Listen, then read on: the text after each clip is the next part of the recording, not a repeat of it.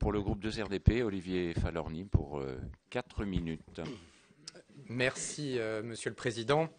Je veux tout Monsieur le Ministre pour la qualité et la précision de sa présentation. Et vous avez pu démontrer à cette occasion votre capacité de résistance physique et politique. Et je crois que ce n'est pas la moindre des qualités compte tenu des rudes négociations que vous allez devoir mener à l'échelle européenne.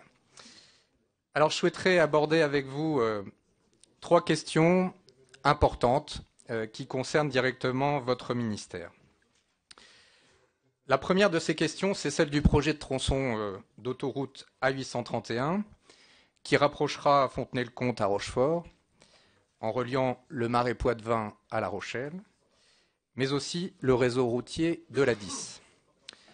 Ce projet, vous le comprenez bien, est essentiel pour nos territoires. Comment ?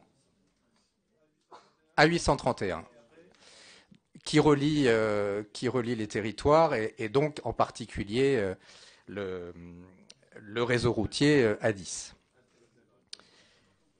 Donc ce chantier, vous le savez, contribuera à vivifier le tissu économique local par la création d'emplois, par le développement du tourisme, et il rendra plus accessible le transport de marchandises. Alors, ce projet est une arlésienne depuis beaucoup trop longtemps, et il est aujourd'hui particulièrement attendu. Alors, je sais que vous venez de mettre en place une commission chargée d'établir un nouveau schéma national des infrastructures de transport, dont le rapport sera remis courant avril 2013. Mais la presse régionale s'est fait l'écho hier de votre engagement à financer ce projet.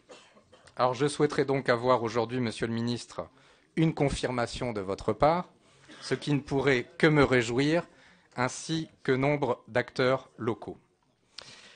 La deuxième question concerne la sécurité maritime. Comme vous le savez, le golfe de Gascogne ne possède plus de remorqueurs, depuis que la baie Languedoc a quitté le port de La Rochelle-la-Palisse pour être redéployé dans le Pas-de-Calais.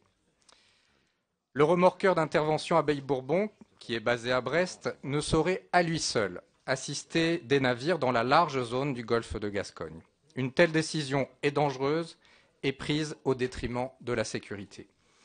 Il est plus que jamais indispensable de conserver un remorqueur de haute mer sur la façade atlantique.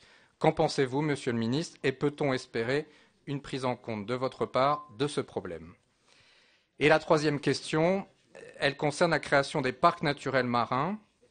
L'Agence des aires marines protégées est un établissement public dont une des premières missions est l'appui aux politiques publiques de création et de gestion d'aires marines protégées. Outre les 4 parcs existants, 5 missions d'études sont actuellement en cours, dont celle qui concerne le parc naturel marin de l'estuaire de la Gironde et des Pertuis charentais.